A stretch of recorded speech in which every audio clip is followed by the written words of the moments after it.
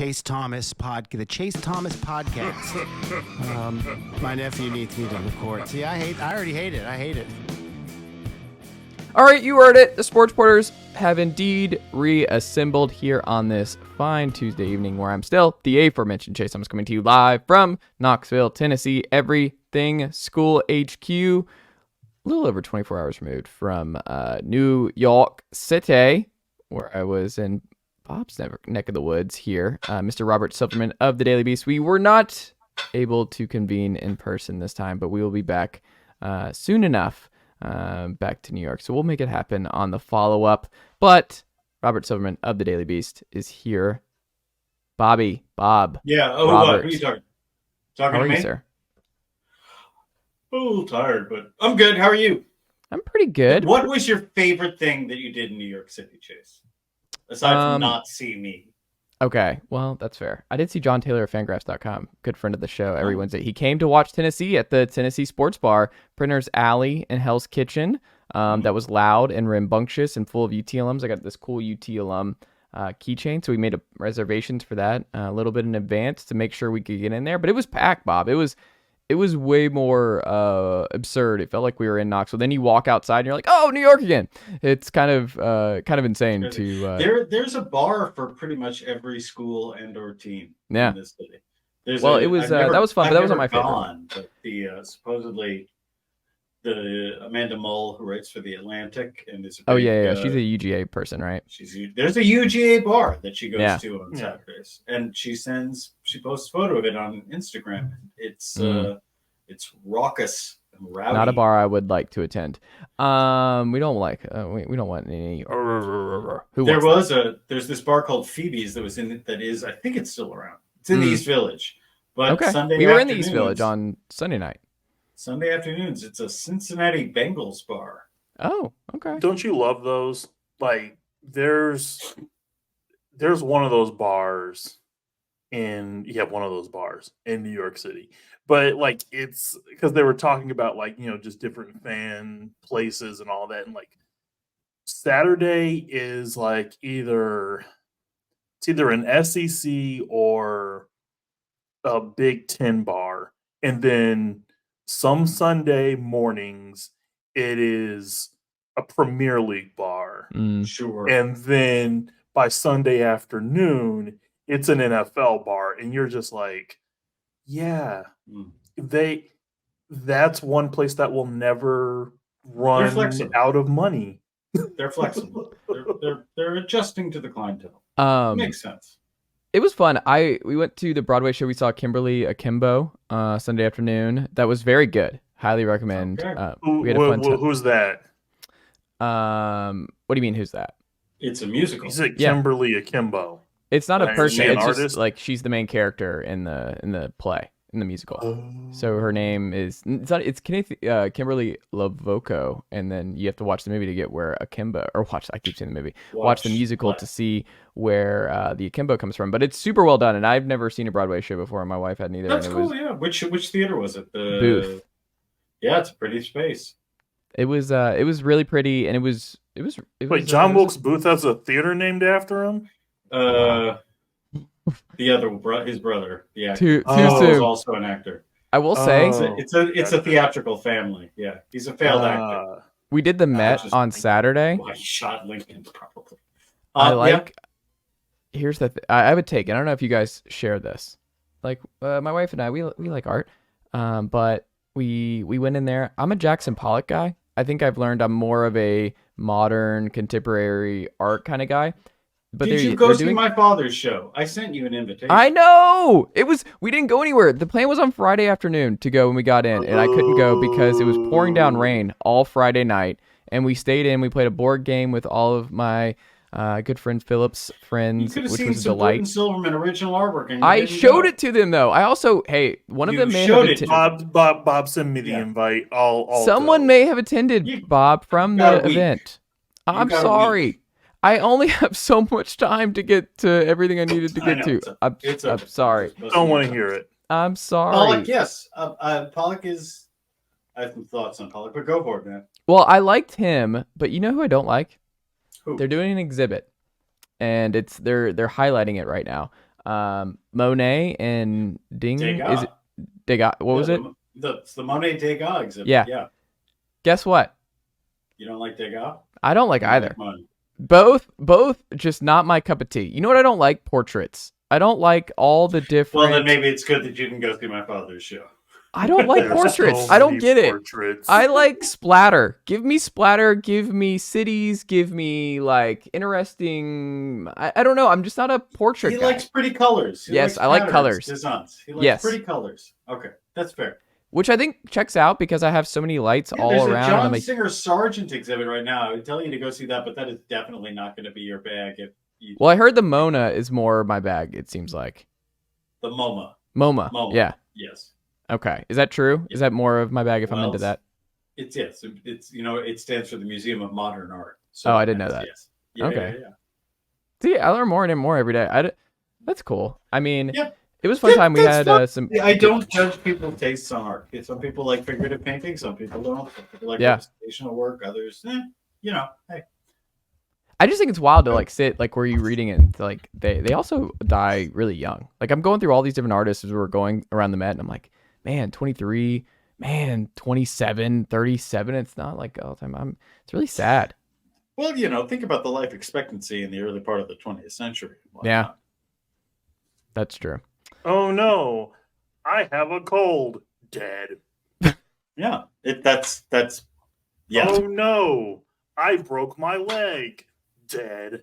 Oh no, It's like I Oregon have Trail, just diphtheria. all over the place. Dead. That voice right Oregon there is Trail. Andrew Hammond of AL.com, sports editor extraordinaire, who covered a game that did not happen on Saturday afternoon that we will not be talking about on this very show. Only the first half, if Andrew would like. Are you sure about that? Yeah. Andrew, how are you? Sure about that? It's knew that was weird that he would cover a game that didn't happen. Well, he covered the first half.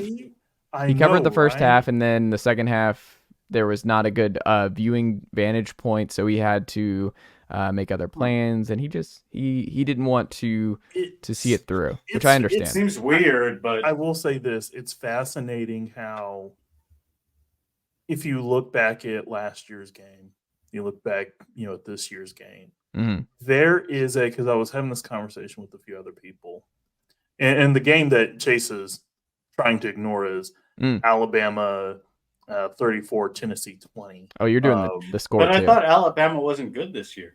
They're Well, not. and that's the thing. It's that they are in a situation where it's like this, like Nick Saban understands and knows just how much potential and how much is out there for them to grab. And so he knows that this team has a chance to do something special. Because I think he sees the path to the playoff, which is essentially you win the SEC, you're going to get in. And from there, it's house money. So, like, there is and it's weird saying this for that program, but there is a belief once again in terms of, we can play with anybody. Anything can happen once I get there. And that's the thing. And so I know Chase is sad about that. Chase, and because the season just goes by in such a blur. And I'm not trying to be a jerk when I say this. What is Tennessee's record right now? They're 5-2. Oh, that's not bad. Like that. That's not bad. It's not bad. We'll see what happens to Kentucky because this is an inflection point. Like, and then you get Georgia at home, you get at Mizzou, which is a whole lot tougher than you thought it was going to be before the year. I think most fans predicted 9-3 before the year. So if you can still get to 9-3, then it's a successful year before Nico next year, and then the expectations are back up. But I mean, they were exposed in a multitude of ways. Where like Joe had his best game, I think, this year for Tennessee. And the first half, he was dealing. He was running the football, running with force, which was huge that we had not seen to this point. But Alabama, like to their credit, in the second half, they clamped down Tennessee receivers. They're just not physical enough, and we've seen problems with that before. Where Bama is holding, they are doing stuff, but that's the kind of game you have to make. Like missing Brew McCoy, who played defensive end in high school for this game, who is those contested catch kind of guys. You really needed him against an Alabama secondary that was just manhandling you on the outside, not letting you get free. And that matters because in those kind of big games, you can't rely on the refs to bail you out. But also, it was a poorly officiated game. There's no way around it. Like, one penalty for 5 yards is insane for a home team who is one of those. On the schedule is not what's going on with these refs, because then we're getting into Major League Baseball talk. I mean, the refs were bad. Like, two things can be true, and this is the whole thing. Is Or like, NFL Tennessee did not talk, lose for that because the matter. refs, but the refs were excruciatingly bad. Like, that could be. It was officiating as a whole. Yeah. Has really, and I know we say the officials are bad all the time, but there are, even with the advent of instant replay, I feel like we do too much instant analysis on instant replay. I feel like they have to know that, like, I think there's two. I mean, I have no idea if this is true or not. It seems like having the knowledge that a bad call will be overturned allows them to behave in ways that are a little more reckless and sort of go with their gut or something like that, rather than making sure that the humans got it right because there's no other option. Maybe I'm wrong about that. Well, and the referees are instructed, I know, in the NFL and in the NBA, that you go with, if you don't hesitate, you go with whatever it is, and then you decide, Yeah, they're rated. You let replay decide. Constant grading scale to see what gets wrong. People are constantly pushed out. It's a limited. Like, I'm sure my whole actually instant replays making officiating worse is not backed up by the data, but it feels worse. I feel like the quality feels worse. I think because. Where do you think it feels the worst, Bob? Do you think it's football, basketball, or baseball? It feels the worst when whatever person who's calling the game says, "Let's go to Gene's territory." I hate multiple times. Multiple times in a 10-minute span. I don't want to hear from you, Gene. I don't want to hear from Monty McCutcheon in the Steve Javie in Secaucus wearing a goddamn bow tie, like he's a B grade Tucker Carlson from 2006. I don't want to see that. I don't want to hear from any of those guys. I don't want to hear an official explaining what the correct answer is. I hate parsing milliseconds of game tape. That's the part I don't watch sports.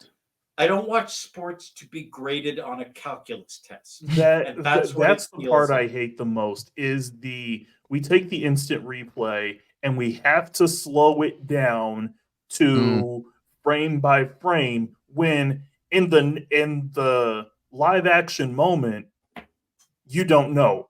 Like, and to me, and this has always been my rule. You have 90 seconds to a minute. 90 seconds is your max limit. If you can't get the call right, or if you can't get a resolution on it in 90 seconds, call stands like that. And you have to do it live. You have to judge it live, because you just can't slow it down and then but all right, enough rep complaining. I know it's again this whole. There's been a belief that what fans want is the thing that is right, and I feel like that was a miscalculation by whoever is marketing. They've decided to market it as a thing, but yes, they decided to market it, and you're just like, oh, well, yes. How do you commodify? How do you It's the same. It's a kissing cousin of the fetishization of all the quants that are in front offices everywhere, and it's the same thing. The idea that there is an actual. You never heard that phrase? I mean, I've heard kissing cousin, but you went with the quant, and I'm like, hold up, what? Yeah. It's a little alliterative there, but granted, I am you use the Jeopardy words. I'm a little tuckered, so everything. It's all good. No filter. It's kitty corner to the fetishization of the front office that we've gotten over the last 15 years. I am less concerned. I feel it is. Of course, you want to get the calls right. You want the game to be officiated as well as humanly possible. But the important word in that sentence to me is humanly. And we've moved away from that, and it's made games less fun. I really don't care to hear what Gene Steratore thinks thumbing through the rule book that he's memorized. If I wanted to hang out with Larry Kuhn all day, I would, but I don't. Well, I don't know. Maybe he wouldn't want But again, you know what I mean. It's not nearly as fun as the game. And yeah, every call now, you cannot just go yay or boo. You wait because you know that the actual moment of exultation is delayed and it's not as much fun. No. Which naturally brings us to the NBA season, which is back tonight. No Bradley Beal and Draymond Green, unfortunately, in the late game, but I'm more excited for that whenever Lakers Nuggets to kick things off. I really want to see what Golden State looks like and KD's return to the Bay and how Chris Paul looks for Golden State. So I'll be up late watching that this evening. So with that being said, Andrew Hammond, with the NBA being back, your spiciest NBA new season take right now for you is what? Fine. Spiciest take.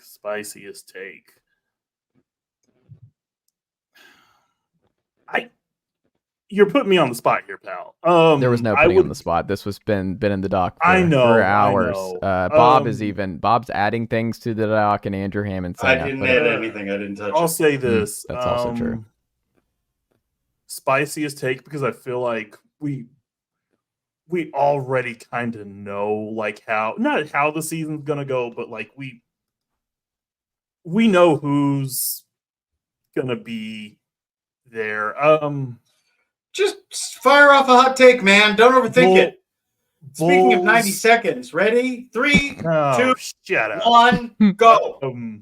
Look, Bulls make the playoffs. They make the play-in. There you go. Oh, they make the play-in. I mean, look, I don't mind the play-in, but you're just not. I don't want to say scraping the bottom of the barrel, but I mean, like 7 through 12 in whatever conference, you're basically just okay, fine, they have a chance. Well, it's also they're not young, and older teams win in the regular season. Like they're a team that unless they break it up, like they should be in the play-in at the very least. Because you look at this: if Zach LaVine plays a bunch of games, if DeMar DeRozan plays a bunch of games, if Patrick Williams plays a bunch of games, if like Caruso, they've got guys, they have guys who can go out there every night and be semi-productive. So I'm not worried about and I think the Central is going to be really good. I think Milwaukee's clearly the class of the Central,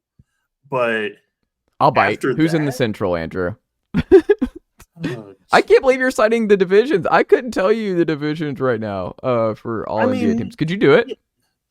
I could, but like if you told me this at like noon, probably, but it's 6:42 here in Alabama. No, my brain's fried. But no, I mean, you look at the Pacers, you look at the Pistons, like everybody's going to be improved. But at the same time, we don't know how far the Pistons are away from Well, they got the lowest win total coming into the season, I saw. Yeah. You look at Indiana. I think Indiana's going to be really good, but they're probably going to be in the 4 to 6 range, probably. Best case scenario. Then, Cleveland's in a weird spot. Because it feels like if they don't pull this together and at least get to the semis, they might just decide to blow it up. Well, the Goss, if you listen to Chris Broussard or Bill Simmons, and that's Donovan Mitchell.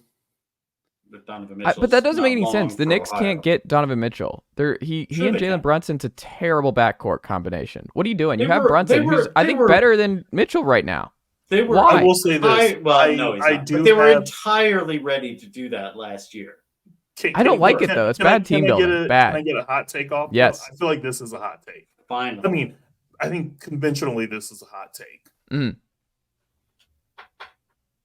Don't be shocked if the Knicks are in the Eastern Conference Finals. Oh. You heard it here first. Is Joel Embiid a Knick in this scenario? No. Okay.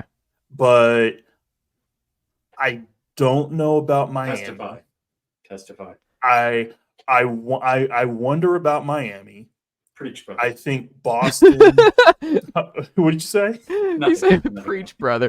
Yeah, Oh my God. Boston and Miami or Boston and Milwaukee are basically they're just going to slug it out for 82 games. Somebody has to emerge from that middle of the pack. Why The not? Atlanta Hawks. Why not the Knicks? Why not the Knicks? Could be. Okay, so The Trae Young Knicks, though. I mean, traded. Bob, do you feel this way? Do you feel Eastern Conference Finals is on the table with the I team said as is?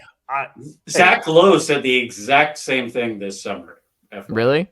And that's a smart person. Am I missing something? Like, What are oh, people damn, excited about? Is RJ damn. Barrett Like, like just Scottie like Pippen Andrew now? Hammond. I have a Nick at Night shirt on. I'm smart. That's not why. damn it. That's not how I meant it. I know. I think it would be unlikely. I don't think anything with Joel Embiid happens until next summer. But I think, I think the one. Oh, by the way, and again, now you've jinxed my Knicks by saying they might make. That is true. It's over. I have to It's over. jinx the Celtics back, which is Okay. I watched 2 Celtics preseason games, so clearly I'm an expert. Mhm. Yes. But the starting 5 looks scary as hell. Yeah. It's terrifying. Don't say that. Not Bob. the one with Al Horford, the one with Derek White, who thankfully Don't got a new say haircut that, this Bob. summer. I'm sorry, that starting 5 Don't say it. looks kind of unguardable to me. Don't give me hope. Don't Mm. give Giving me you hope. It's the sharpest knife in Satan's drawer. No. Yeah, Bob, I'm giving it to you. give me your location. I just want It's 3-2. Thank you. Okay. Thank you. Yeah. Yeah, I actually have Derek White. Somebody asked me, is Derek White 6th man of the year? And I was just like, I could see it. Yeah, sure. Is he going to start? I think they're going to start Al. I think he's going to be a Yeah. defense. They're going to start Al. They're going to go that big? Al and but Chris the finishing 5 is going to be Derek White instead of Al Horford. But they look terrifying. That said, the Knicks last year did play Boston matchup really well against. They opened the season in TD Garden, correct? Yeah. Wait, why did they play the Celtics well last year, Bob? They played the Celtics well because the Celtics didn't have anyone who could stop either Jalen Brunson or in the second game where they really had to. They didn't have anyone who could stop Emmanuel quickly. They did not have, while Jalen, though the 2 J's are excellent wing defenders. Some reason like Jalen Brunson and Emmanuel quickly gave Marcus Smart fits. Drew Holiday is a different.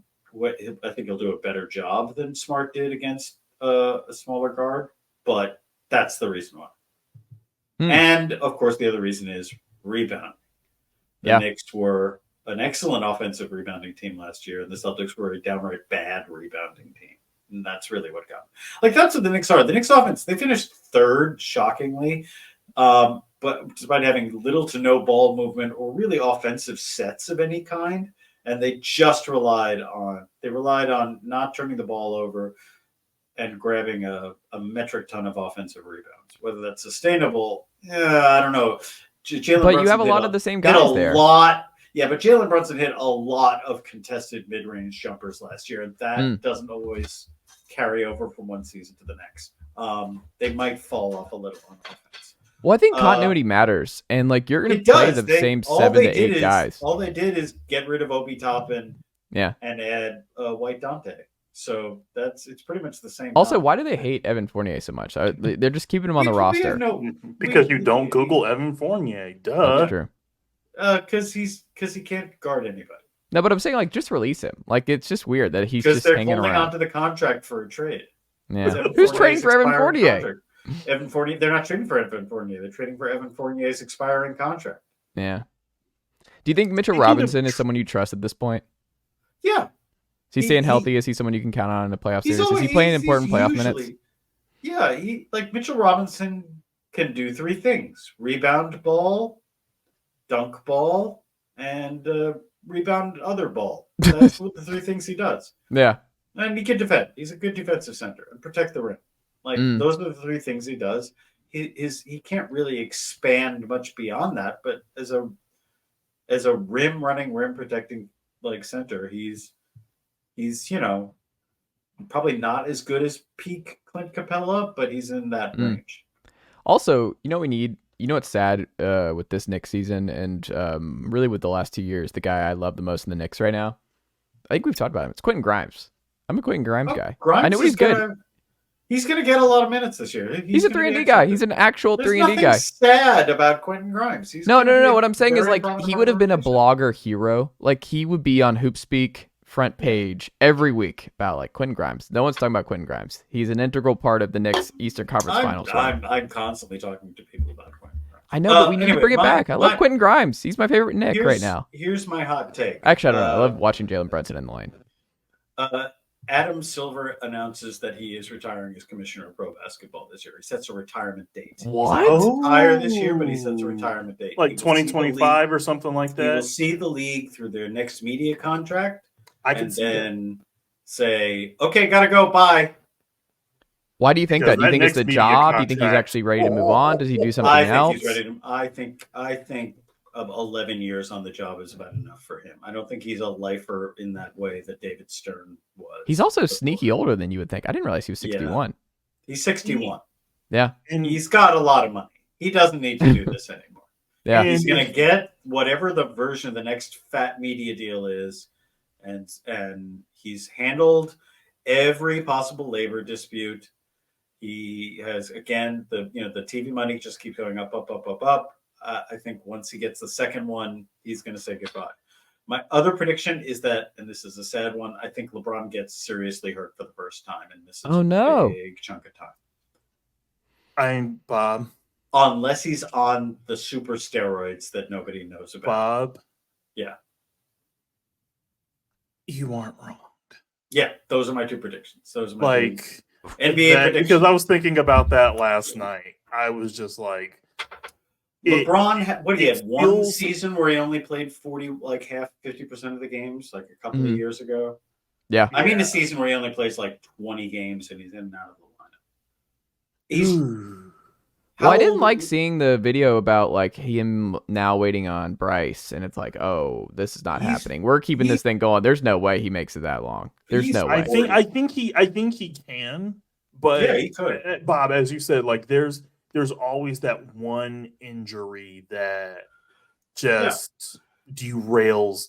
Like Kobe went 14 years before he even suffered as much as seemingly a nick, and then it started to cascade. So those are my Achilles thing, the freak Achilles thing. Yeah, the twice. Well, that's my sad Larbon jam. I will say, Bob, I like the Silver take because I feel like we're in a stage with the whole player empowerment era. We can go ahead and say it's a failure. Yeah, it didn't work for a whole bunch of reasons. This whole, by the way, that the thing that the league put out where he said, actually, we have the data that shows the resting players doesn't help with injuries. I was like, yeah, we're gonna double down, damn it. Yeah, I was like, I don't think I believe you. I do not think I believe you. I think you want players to play 82 games if they can. And I understand that as an employer. Employers want workers to show up to work all the time and not give them any sick days. Yeah. Regardless of the profession. But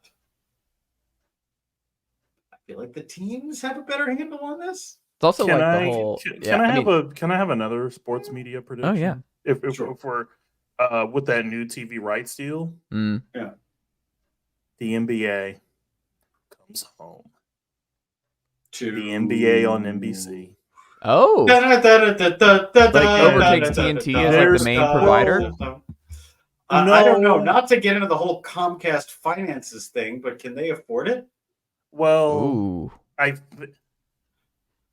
think they can. I mean, my prediction at the beginning is that a chunk of it goes to Apple. Yeah, that's what I was gonna say. Like, did I see something about Thursday nights? Is their plan is to do the NFL version of NBA on Thursday nights, where they have 2 games every week? So like you're gonna get like it's gonna be a conglomerate of it's gonna be a shared type of thing. Kind of how Thursday Night Football was with the networks. I'm gonna have to download Peacock in order Well, to watch yeah, a but you're basketball game? Is that what you're saying? it's I'm gonna have to it's gonna stream be subscribe something to like that where it's like they have like it's gonna be Apple, um, Amazon, NBC, like they're all gonna do a thing. Watch it on Paramount Plus or Pluto TV, the world's worst streaming platform.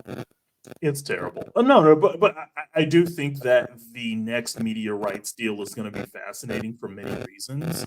Because I think it's going to set the tone for the other leagues. So, Interesting. We'll see what happens. Bob's beat: sports media, NFL, NBA, MLB, etc. Take that Bob has been reading about this week. What have you been reading about a lot? That's just that's on Bob's beat. What have you been reading about that gotten your fancy over the last week, sir? Wait, is that really a category? All I did is put Yes. that Bob is handsome in the doc, and I didn't read any of the other things. Oh, wow. Really? Beat. That is it's Bob's beat. We have different segments on this show, the sports reporters who have indeed reassembled. Mr. Silverman. I feel like this is not an actual subject of conversation, Bob's beat. I'm reading awful, horrible things. Bob Things really that is would- just always in. Andrew and I laugh about it because we can't do it. Like Bob is out here doing the Lord's work. You are finding- in just some spaces, my guy. I'm Like, a you're in garbage some man. I'm dark- hauling garbage. I am sorting You're in some garbage. dark, I'm throwing garbage dank, all over the place. I and work at the musty dump. spaces of the internet. I work at in the sewers, and my job is to sift through the material therein and separate the really terrifying toxic waste from the There's usual some toxic waste. things. It's like, oh hey, can I find? It's like when you first got like young virile Bob. Oh man, I'm gonna work down in the sewers. I'll see the Teenage Mutant Ninja Turtles, and then you finally get down there, and it's like, nope. Mm-mm. Shredder is nowhere to be found down here. Paper shredders, however, yes. Also, is it true that New York the smoke that comes up, Bob, is hot poop? It's steam, but you really don't want to bathe in it. It's just Look at it's it. steam. It's What? not smoke. The steam that is vented out of the grills in New York City. Yeah. It is not hot poop. It is venting hot air.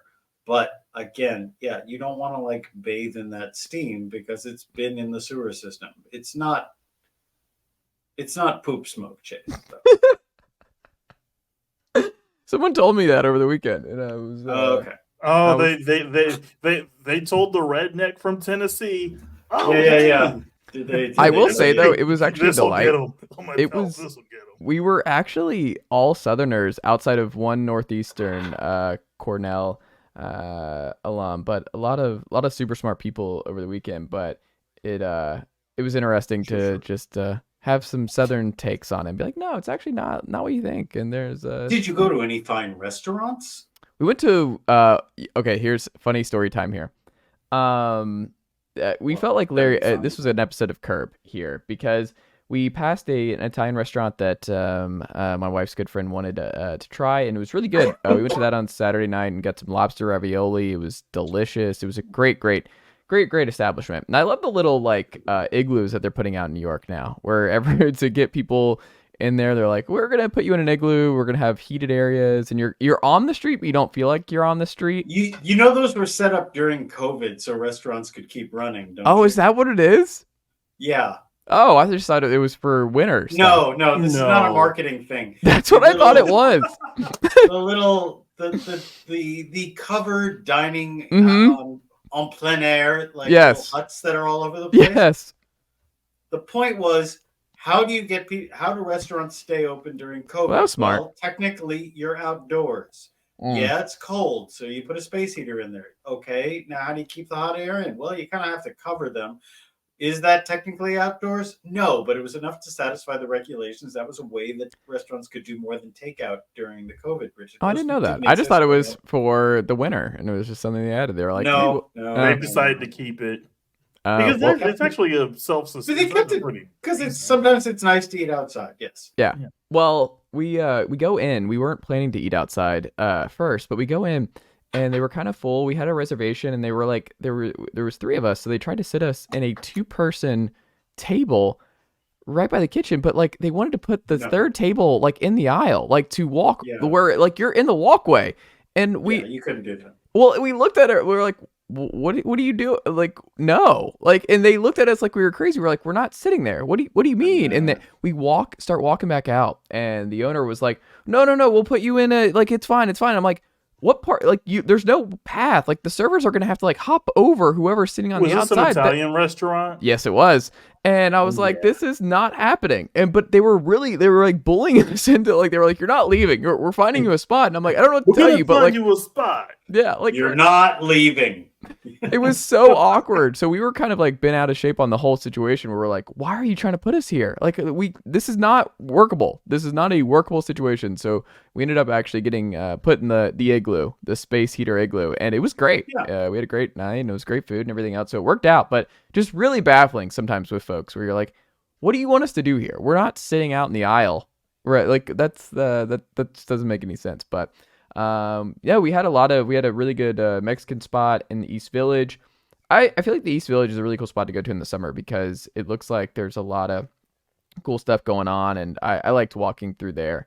I'd never been through the East Village when I've been through New York in the past, so that was cool. We got Boulevard because we stayed in Harlem. There was this soul food place called Boulevard that we got takeout from on Friday night. That was really, really good.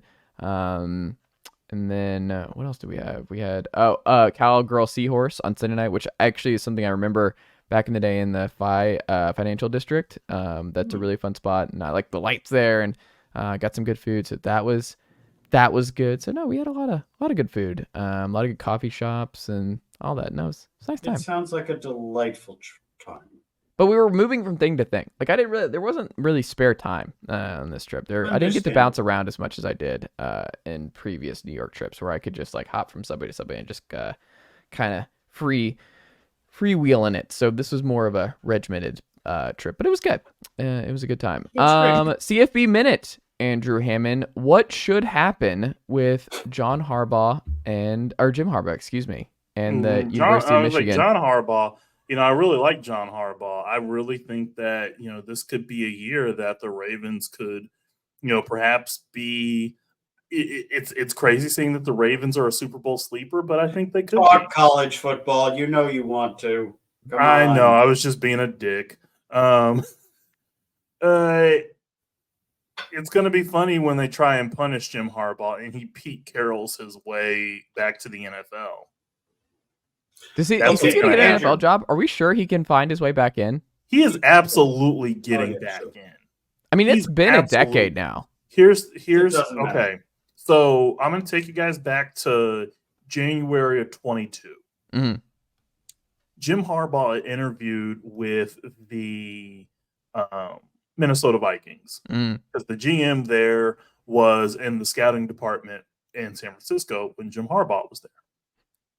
Jim Harbaugh has known this guy for years. He basically walks in and, he's assuming they're going to offer. He, beforehand, there are rumors of he's assembling the staff already. And about essentially halfway through the interview, he realized they haven't offered me anything yet. And then Harbaugh says, "Are you guys going to offer?" And the Vikings were like, "No, we're going through the process. We're going to go through the process to find our guy." And Jim Harbaugh's like, "Cool. Okay, so nice seeing everybody. Hope the family's doing well. I'm going to head back to Ann Arbor." You match that with the fact that, we had Harbaugh taking that pay cut. That was supposed to be a charitable pay cut, which it wasn't. Now he allegedly may have his extension waiting. But after all of this going on, and an AD that he may or may not get along with, because if he and the AD actually did get along, Harbaugh would have had that extension last year or sooner than now. So, yeah, you just have to see you put the puzzle pieces together. It would be a massive upset if Jim Harbaugh was coaching Michigan next season. Yeah. Also, is this a crazy take? I don't think this is that bad. Is this a left break? Like, it's not that bad, but it's one of those where it's like,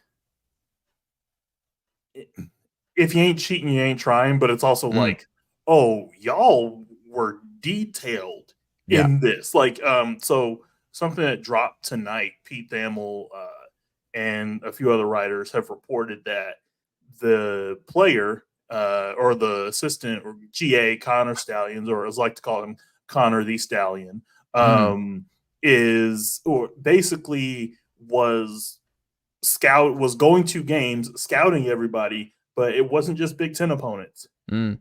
It was Georgia, it was Tennessee, it was Alabama. Like, he was essentially scouting playoff opponents, potential playoff opponents, but he didn't go to TCU. To me, as the kids say. He didn't go to TCU, which is like, It's also like, it's just, you didn't need to do that. You're Michigan. You have better players than the majority of them. You're really good. You've been a force. You've lost 3 games in the last 3 years. Look, if you're not cheating, are you really trying? When you play a TCU team that you could have just mashed, and mashed into the well, they did lose to them, by the way. But I mean, you look at that first series in that game, and then Harbaugh does the trick play on 4th down, and that, to me, that's where he lost the game. It was trying to be too cute, trying to be extra, trying to do big brain stuff, and all of a sudden, it's a team that struggled to get breaks, all that. So, like, but as you said, what's going to happen with Harbaugh? He's going to go back to the NFL. I mean, it could be Washington, it could be the Chargers.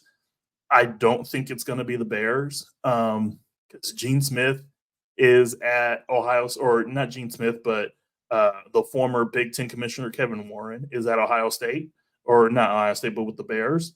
Get it right, Andrew. It's late. Sorry. So you have all of these different factors that are going to keep him away from that job. Plus, I don't think he'd be great at that job. That's another situation for another day. But don't be shocked if Harbaugh is gone. I also just like the folks who are like vacating wins and everything. I'm like, Michigan, I think in football, Dion actually made a great point about this, where he's like, it's not the same as the Astros, because people are comparing it to the Astros scandal. And I'm like, I think it's totally different when, and Dion made this point, or was it Dion who made the point that, like, if it's a curveball, I think he said, like, if it's I know a curveball's coming and I'm a professional athlete, like, I'm smacking that curveball. Like, that's going out of here. That is a distinct advantage that change games. But if you know signals before, like, you still, like, Tulane could know the signals of a Michigan game coming into the big house. They could cheat. No, it's not really going to affect the outcome of the game. Like, it's not going to really change things all that much. And the smoking gun that we saw that was on the video circulating today is like Ohio State, like on that first drive, you see Michigan officials on the side doing stuff, and people are surmising that is from them knowing the signals ahead of time. But Ohio State scored on that drive. Like, it didn't end up mattering. I don't know. I just don't feel like, I feel like all of it is just this extravagant, over the top, unnecessary form of cheating that they just didn't need to do, because I don't think it actually did all that much for them. It's a little Spygate-y. It feels a little it is. Very Spygate. And the same thing with Spygate is, like, the Patriots are still going to win the majority of their games. They were still going to win Super Bowls with or without it. But I think it's the fact that, now, granted, that calling it a little Spygate-y, which I just did, and I regret saying already, but it's still sleazy, and they should suffer some consequences for that. I don't care if it wasn't effective. I don't care if it really didn't have a huge impact on whether they won or lost. Like, those rules exist for a reason, and don't do that. They should take the hit. I mean, but here's the problem too: is Harbaugh won't take a hit. Harbaugh's just going to leave, go get a better job in the NFL, and then players who come in after take the hit. He's gonna Pete Carroll his way out of this. Tommy Tuberville had, as far as I can tell, an extremely, as the kids say, mid-college coaching career, and managed to fail his way all the way to the U.S. Senate. So, racism is something, ain't it? Yeah, sure is. He did have that one great year with Ronnie Brown, Cadillac, and Jason Campbell, though. Went undefeated. Should have been the national championship. The SEC villain origin story, you mean? Yeah. Those are some fun Auburn teams, though. Shout out to Jason Campbell. I think he was Atlanta guy. Yeah, Jason Campbell was the quarterback there. Yeah. Is Bob? Let me check my notes here. Is Bob the handsomest man in the world? And Wow, we're why only halfway through the list. Haters. It's been a long chat today, folks. Is it? No. Moving on. Next question. Do the haters say otherwise? Is that okay? Yeah, as we wrap up here tonight, it's been a long day for all of us. The most interesting sports story you read this week was what, Bob Silverman? Or you can do your pick of the week if you don't have the most interesting story. Should take a look at that list aside from making my dumb joke, thinking Chase would look at it and be like, "What's this here? What?" Yeah, okay. The most. Or my pick of the week. Oh God, I'm losing brain cells by the second. Wait, I did have a. This is such dead air. Cut this, Chase. To make sure you cut it. I can't cut this. This is fine. We're okay. I'll go. Andrew can go. Go, Andrew. I'm still thinking. It's fine. The Big Time by Michael McCambridge, talking about how one of my favorite writers, really good guy, who's written a lot of really good books. So basically, he goes through the decade of the 70s and how sports impacted culture and so many different things, and it's really good. I'm about halfway through it so far, so a lot of good stuff. Like some stuff I kind of already knew because when you're growing up watching ESPN Classic as a 9-year-old instead of like Disney or cartoons, you're wired differently. Yeah. It's a good retelling on some stuff I knew, and then there's some stuff that I didn't know, and I was just like, oh man, I learned something. So there you go, Bob. I bought you enough time. Bought you enough time. A book I just started reading is Brian Merchant's Blood in the Machine. Blood in the Machine. It's a book on the history of the Luddites and the history of the rebellion against dehumanizing technology. Now, the term Luddite has often been misused as anyone who's scared or afraid of new emergent technologies, but there actually is a profound philosophy behind designing mechanical devices and technological devices that actually benefit humanity, as opposed to, say, just lining the pockets of industry. So it's an excellent book. I just started. I'm like 5 pages in, but I'm willing to give it a recommendation nonetheless. Blood in the Machine, Brian Merchant. There you go. I like it. Andrew, AL.com today. Subscribe if you have not already. Go support Andrew and the great team over at AL.com. All kinds of Alabama, Auburn sports coverage, college hoops back in a couple weeks. Auburn left their offense at home, so we'll see if that changes. Not great. No. Not great. But, we'll see. Iron Bowl still to come and all kinds of other good stuff, and we'll see if Alabama that's going to be a weird game. It's going to be weird, and people who don't think it's going to be close and an absolute slugfest of just awfulness. You're new here. Yeah, like that game is absolutely going down to the wire. That is absolutely going down to the wire. It's going to be one of two things. Alabama is going to absolutely bludgeon them to death, and it's going to be like 48-0, or it's going to be super close, and you're going to see people stressing out. Yes. And yeah. That's and Auburn's going to carry a lead into the fourth quarter. Yeah. Bobby Ashford had them shook for a little bit last year. Yep. I don't know. We'll see it. And then the Knicks are back. The Hawks are back. The NBA's back. We have NBA to watch. And we have Game 7 of the playoffs tonight. Yeah. Or the National League Championship Series. And we also do have that. Yeah. And by the way, I think we can all feel good about the Astros just getting kicked in the nuts. Yeah, and we also stand our Burger King queen. I don't know if you saw that video of her in the outfield. Did you not see this? Game 6, there was a big home run, and she's in right field, and she's wearing a Burger King hat, and the ball comes within like 4 inches of just hitting her directly in the face and concussing her and giving her all kinds of brain damage, and just no reaction whatsoever. Somehow she was staring face ahead, like she didn't have a phone or anything in front of her, a distraction. Just missed it. Yeah. Yeah. I'm gonna send y'all the video. It's All right. absolutely hilarious. We'll all enjoy that later. But All there right, you go. guys. Robert Silverman, Andrew Hammond, always a pleasure, and I'll talk to y'all next week.